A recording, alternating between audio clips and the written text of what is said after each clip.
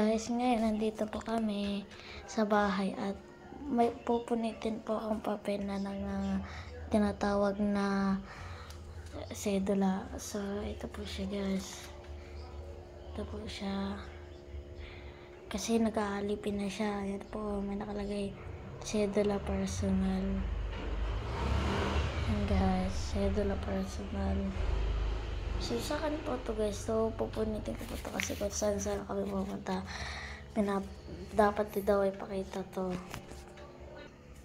Ang dami kasing ano dito eh. Yan, dapat ID lang. Dapat ID. Kaysa dito sa sedula. Tara na guys, punitin na natin. So, dapat ano lang guys. Kalahati lang dapat mong anuhin. So, hindi lang dapat po yung ano kasi kalahati lang po dapat sa strata.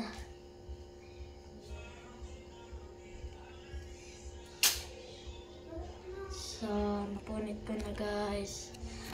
At papakita ko po sa inyo yung punit ng aking sedula. At ito po siya. Yan po ang sedula po na ano.